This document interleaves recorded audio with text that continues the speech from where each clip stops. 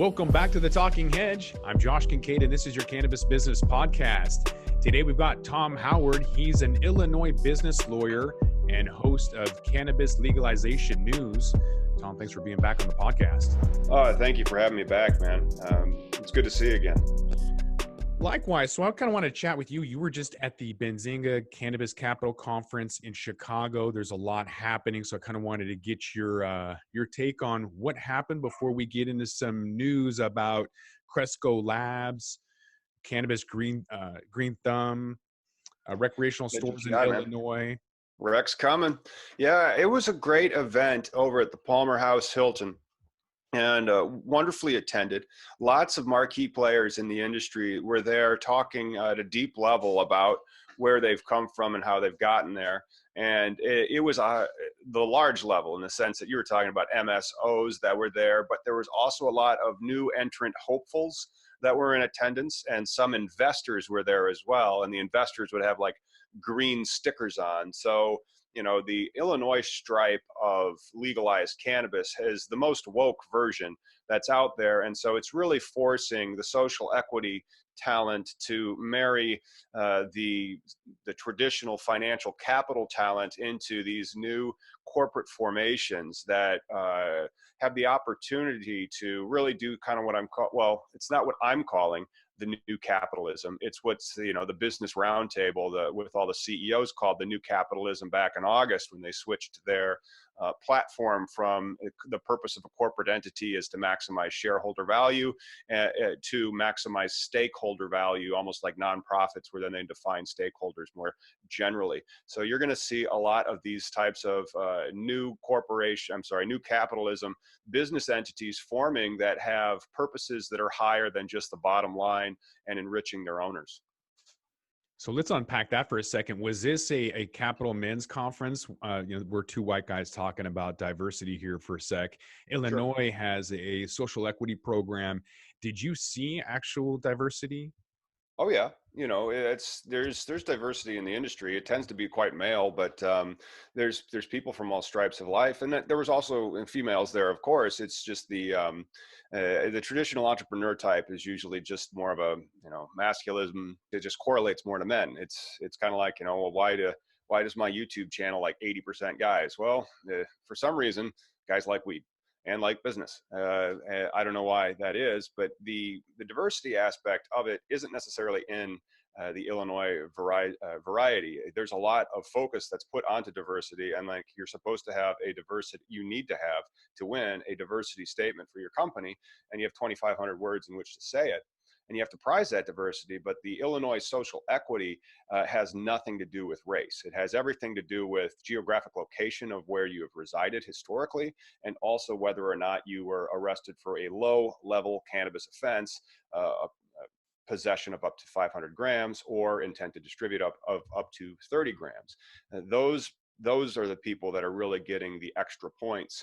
It doesn't matter what color you are. It doesn't matter, what gender you are or how old. Well, it does kind of matter how old you are, because experience is a part of the scoring criteria, but it doesn't matter who or what you are. You still need to have the diversity statement and achieve it, because the point of the law is they want the industry to reflect the state at large. So of course there needs to be diversity in the industry. And there will be. I know that some of the winners will definitely be minority owners. And by minority, I mean racial minority. Yeah, we've seen a lot of squeeze, I think, with some of the consolidation as early entrants have moved out. Some of the females, some of the minority business owners have already been bought out. Hopefully we'll see more diversity with some of these states coming online with the social equity program. But before we move on to some nuances within Illinois, were there any key takeaways anybody was talking about the Cannabis Capital Conference? Any key takeaways? Yeah, anything that was really talked about, either a speaker or something that happened. It could be something personal that one of your takeaways, or something that you saw, heard, read about. What was the buzz ultimately about the conference? I think the buzz had to do with the expansion of the supply chain into more of a nationwide industry, and the impediments to that, from banking impediments to the licensing of being on a state by state level, so it can be very difficult to have a brand that can be interstate, and all the types of hurdles that the industry continues to face. But yet, through that all, they're growing. Um, and so that's at least what I took away from it. And then, of course, I'm always inspired and amazed by the amount of ancillary businesses that are there. So most of the people that had booths there are service providers to the industry that's growing as well. Um, it's always just amazing how many other industries are attached to the cannabis industry, and they're being helped as well. And sometimes it's not their only focus; it's another uh, sales channel or another stream of income that's opened up as the industry expands to their state. But it's really refreshing to see that it's not just about the cannabis flower; it's about everything else that's around it and all the technology. So related to its security, to its lights that you use to grow the stuff. Money makes the world go round, and so I'd That's say that's that's what I definitely hear. showing the normalization of it. The next Capital Conference is going to be in Miami in February, so they are going to other states, other regions, kind of spreading the word that capital is the answer. We're seeing a lot of capital market constraints right now, some Yeah. people sitting on the sidelines, so it's interesting to kind of Banking is an issue, man. yeah. That's really one of the reasons why a lot of that money's on the sidelines, because all right, how do we put that money to work without somebody, getting thrown out of whatever bank they're in, and how quiet people are keeping the banking, is something that's, everybody's trying to find out where they can go, and sometimes the places they can go are smaller banks, and then not that many people can go there because they'll get hit with their lending limits really quickly. So then there's some private financing, and you know somewhere there's a bank for everybody. But that access would really help the industry expand rapidly into 2020. So if the safe banking bill gets out of the Senate and gets signed by the president, that would be huge. So let's dive into some of those nuances from employment and some other issues within the Illinois landscape. Looking at Cresco Labs. So, adding to some jobs, the Chicago based Cresco Labs is more than doubling its workforce as a multi state operator prepares for the January 1st of recreational sales in the state. The company is expected to close its acquisition of Canada based distributor Origin House by November 15th. The news comes as several companies in the cannabis industry are slashing their workforce amid missed revenue targets and lack of profitability. So they're trading on the Canadian Stock Exchange as CL. So this is interesting because we've already seen that Kush.com laid off half their workforce. Pax Lab laid off a fifth. This is the consequences of burn rates. I mean, when there are burn rates, the money doesn't just come in. I mean, those companies that have startups that are really raising capital all the time and not cash flowing, you have to watch out for them. Um, So are they going to end up being like another Weed Maps that laid off half their workforce, or Hexco that laid off 24% of their workforce? Is this Who just knows? I mean, like, who's managing the ship? Because this right? is a business. And so if it's a business, you look at the cash flow statements and you go, okay, great. But if you're managing it like this is something to go and hoodwink investors and then always continue to raise capital and just fart off another level of shares, that is not a business. That's hucksterism, in my opinion. But like, Mm. the operators that are putting out flour, growing it and selling it, and people want to buy it and they like that stuff, those people are going to be the ones that should command premiums in this industry, at least when on the multiples of their stock. But these things are trading over the counter or in Canada. So until you can actually get the what do they call that? The SEC and then the secure. I used to be a stockbroker. It's been many years, but I don't know if it's uh, S1. I don't remember what form it was. That was 6 years ago when I had my yeah, license, so I can't right. remember. But yeah. But until you get that type of regulation in this industry at a nationwide level, so they can go to the capital markets and you could publish real books and you could look at the valuations of these companies, you don't know. Mhm. You don't. I mean, how do you value a private company? You just wait, and then when people start laying all these people off, you go, oh, I guess they aren't cash flowing or raising any more capital. So we have a local store here in Washington, Have a Heart. They went to a union, one of the first companies to unionize, all employee driven, and it made world headlines. At least went viral in North America. And so I'm curious what your opinion is on Green Thumb refusing to recognize Illinois' union efforts. This article from MJ Business Daily talks about the Chicago-based Green Thumb Industries, a vertically integrated multi-state company, refusing to recognize a newly formed Teamster union as its cultivation facilities in Rock Island, saying the union failed to hold a vote among the employees on the decision, saying, quote, the right to freedom of association leaves it to employees to decide whether they wish to be unionized, not an employee or union to decide for them.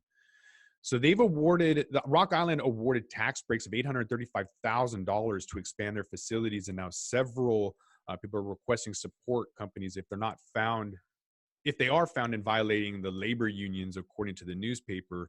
So workers told the Times that the company is engaging in, quote, unlawful intimidation, harassment, retaliation, and the Rock Island marijuana cultivation facilities location. So recreational sales are supposed to go legal January 1st, expected to create a $2 billion market. So the company, which now owns a luxury cannabis brand, Bebo, trades on the U.S. over-the-counter markets under the ticker symbol GTBIF and on the Canadian Stock Exchange as GTII. So kind of an interesting pushback, saying they don't want to unionize. That Chicago doesn't really surprise me that they would push back on that. Yeah, this is big in the industry right now, but like, I am a shareholder at GTI. I bought them, and they're a very volatile stock, but I think that they're going to have a very great 2020. Whether or not, like, the more things change, the more they stay the same. I'm shocked. I'm shocked that management and labor aren't getting along, and that they wouldn't even consider them to be something to negotiate with, because there has a purported minor technicality. uh, oh, oh, you poor little soul, GTI. I mean, there's just, is it thin skin? Is it the management that's just really just terrified of allowing their employees to have a say, or like even an ownership stake in their companies? And so, like, as I'm creating these social equity companies in their LLCs and stuff, I mean, there's ways in their operating agreement that you can create and then, like, pre-contemplate these types of issues so that they're handled before. And so it doesn't become like one of these leaks that are out there, but people are just so hyper focused on making sure they never give up any ownership or any control, and they maximize all that profit. And yeah, in labor against union has, how old is that story? Like, all time? I mean, it's always been there between the people and those in power. I mean, Forever. yeah. The thing that raises a red flag to me is the ticker symbol GTBIF. Any ticker symbol that's 5 digits ending in F may not be DTC eligible. So the Depository Trust and Clearing Corp is what allows companies to trade electronically. And if you can't, you're Right. literally exchanging paper, which is a $75 buy and sell fee. So if you're buying 5 shares at 0.05 cents, There you your go. fees just went way up because you're not DTC eligible. And ultimately, what that means is that the company doesn't have the compliance or willingness to hand in the correct amount of information. I don't know if they're DTC eligible or not. I didn't look into it, but that does draw a red flag to me. Yeah, you can buy it, and I did buy some. So it's gonna be one of those things where I might take a hit when I close that position. But for right now, I'm gonna see how it rides through the first year in Illinois. I don't really see their sales going down. I see the revenues going up. I hopefully they can figure out some way to come together with their employees, at least for branding purposes alone, or like for the marketing and the public perception aspect. But yeah, management's been fighting with labor since day one.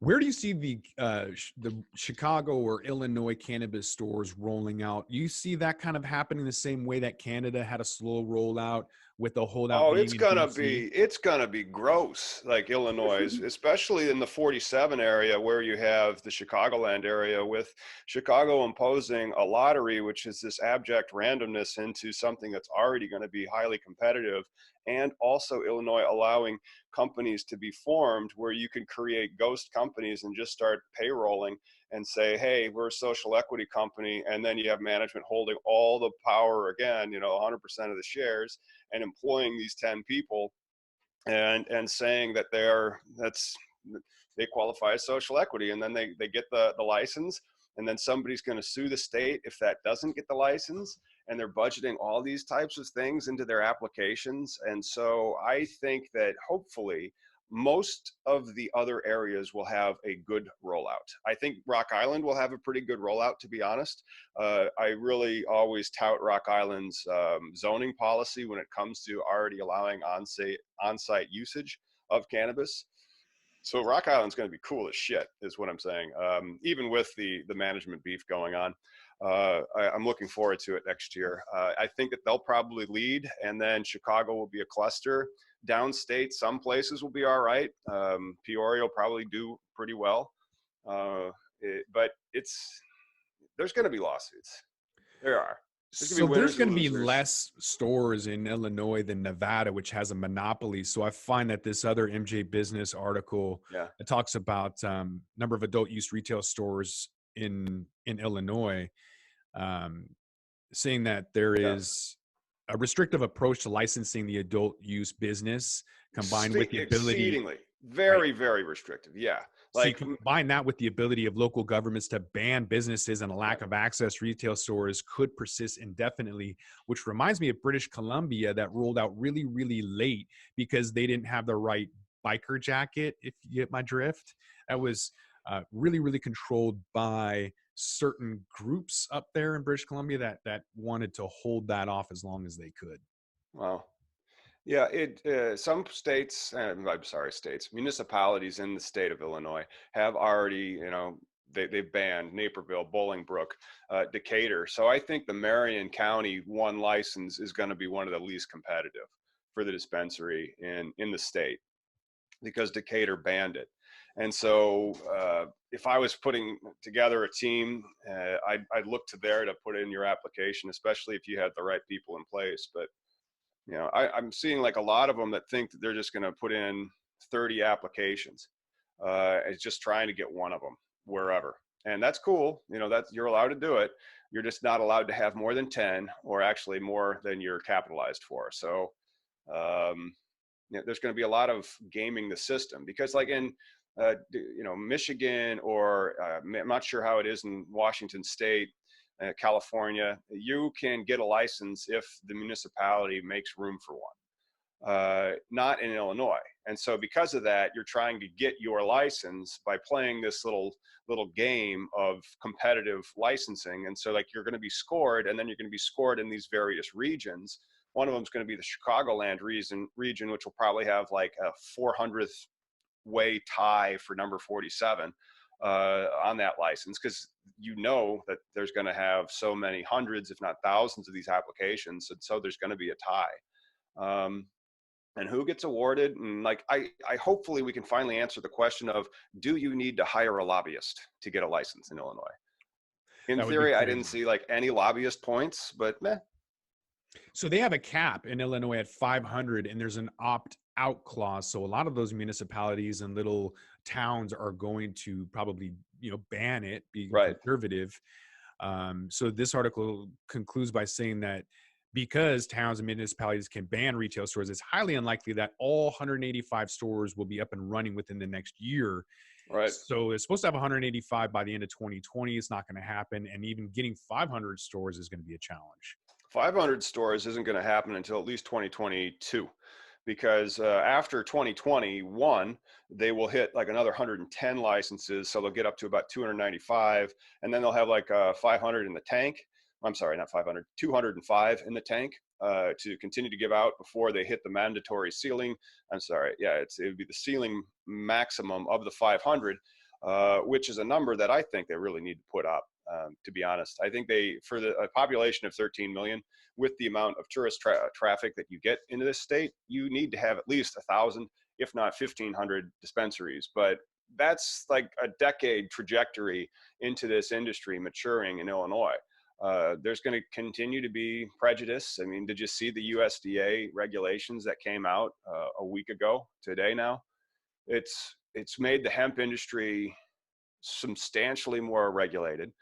So the easiness of Illinois' inaugural year probably won't be replicated, but Illinois had the setup for a wonderful hemp economy that was going to be coming in, and then the federal regulations have effectively ruined 90% of the hemp seed that's out there.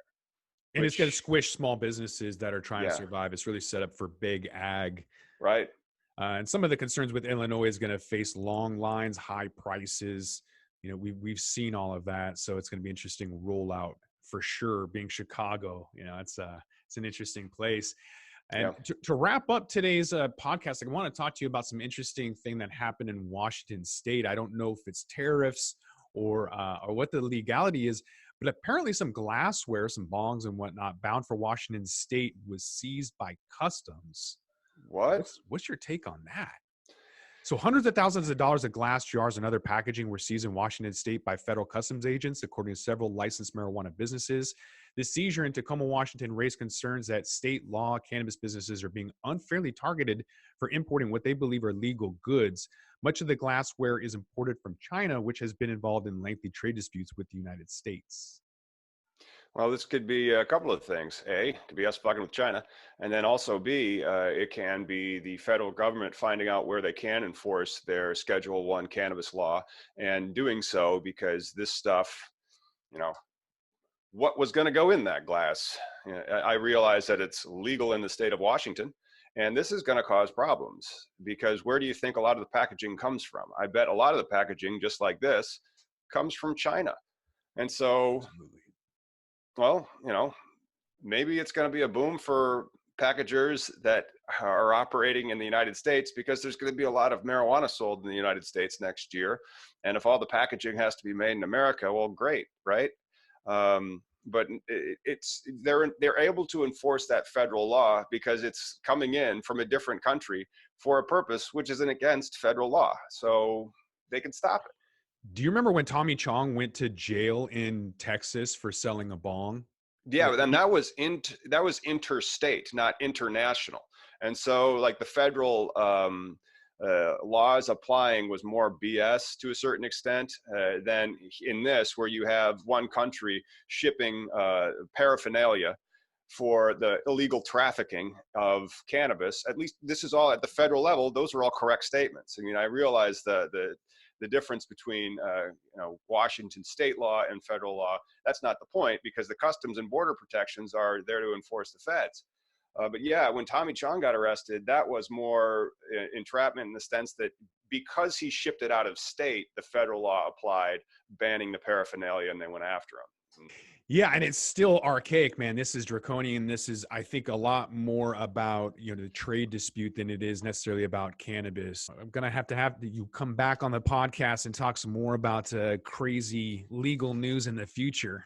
Yeah, and keep me posted on if anything comes up in Washington. If there's a change in the law there, we'll have you on the show to bring us up to speed. And then I'll see you next year at HempFest. Yeah, we'll definitely run into each other before then. But I want to thank my guest, Tom Howard. He's the host of the Cannabis Legalization News and Illinois business lawyer. Thanks again for being on the Talking Hedge. My pleasure. Thanks. So with that, we're going to roll this one up. I'm Josh Kincaid. This is the Talking Hedge. Don't forget to like, share, and subscribe, or don't. And I'm out.